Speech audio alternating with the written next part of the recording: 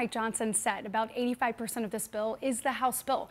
We have been working on this, Jake, since September, tirelessly thinking about what we would do when we took control.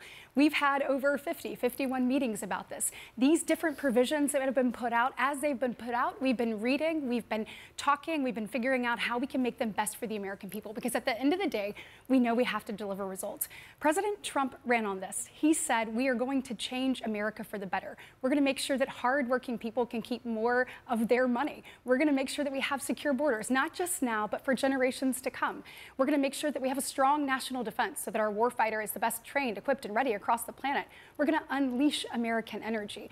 And we're going to make sure that people who have been unseen are seen. We want to make sure that these programs are available for the people who need them, and we want to make sure that people who are working know that we see them and that they have a greater opportunity to achieve the American dream, and that's what this bill does. So this bill, when do you expect the final vote to be, and will it pass? Yeah, so right now, obviously, you see Senator Schumer having the entire bill read. So clerks actually have to do that for the people who are watching this. So they're doing that all through the night.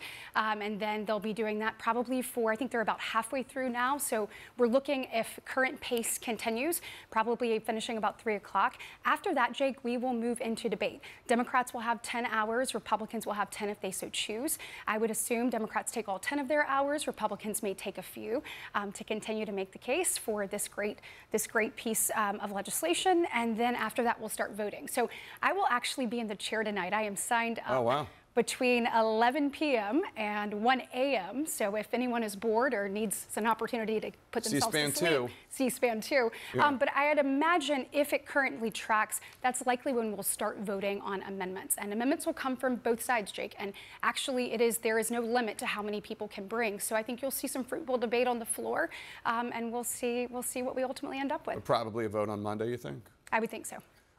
So there is some criticism of what's in this bill from Republicans, too, not just from Democrats.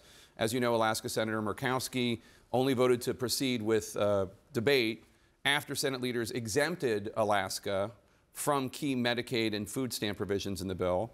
North Carolina's Tom Tillis voted no because he said he's worried about the Medicaid provision adjustments, cuts will cost his state tens of billions of dollars.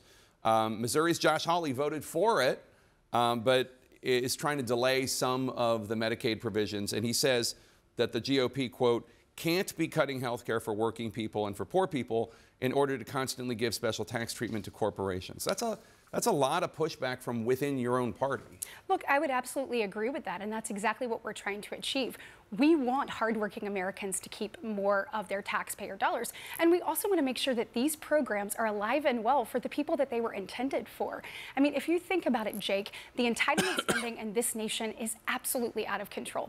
You can rewind back to the 1960s when actual mandatory spending, which is what these entitlements are, only made up about 1/3 of federal spending. Now, if you take that plus the interest on our debt, it's about 73% of what we spend. We are spending at a rate that we cannot continue. And ultimately, that means that these programs would one day be insolvent for the very people that need them. We're trying to make structural reforms that make these programs stronger and make them be able to actually last and be there for the people who need that assistance. We want these to be, we want them to be safety nets, not hammocks that people stay in, but getting people on their feet so that they can achieve the American dream. That's what they were intended for. And Jake, that's what we have an obligation to do, is preserve them for the very people who they were meant to serve.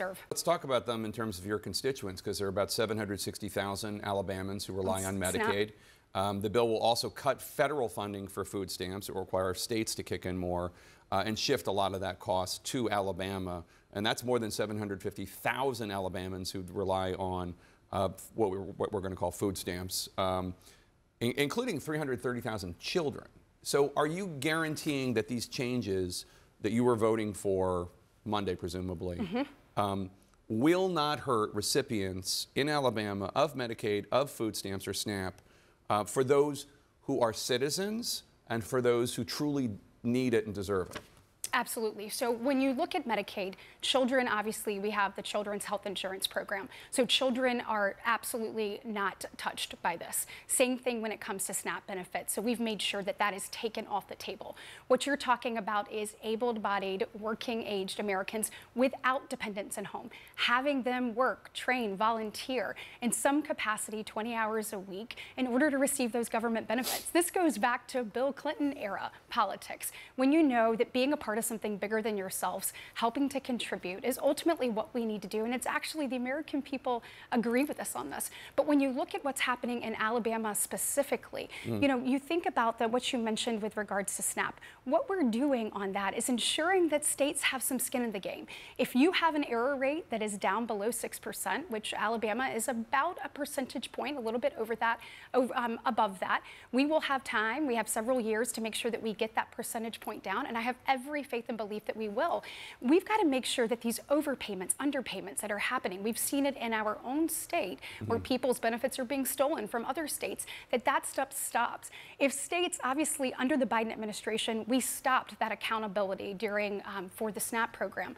Reinstituting it and ensuring that states have some skin in the game will ultimately help us be able to deliver these resources and services that these people so desperately need. Yeah, I mean, I've heard your fellow Senator Tuberville talk about he's worried that your state can't afford it. Your state can't afford to pick up the slack. What we can afford to do is get it right. And so if you think about moving that percentage rate down, right now states have no incentive to actually get it right, to do the numbers, to check them. And if you think about that, nobody across the country wants a state to be able to freeload. You ultimately have some states that have over a 60% error rate in this. We've got to get it right because we have to preserve these programs. If you go back to this entitlement spending, we want it to be there for the people who need it most. The rate in which we're spending now, there's no way that it will be. And so we're ensuring that states have some skin in the game and there's some accountability for them actually making sure that those payments go to the people who need them.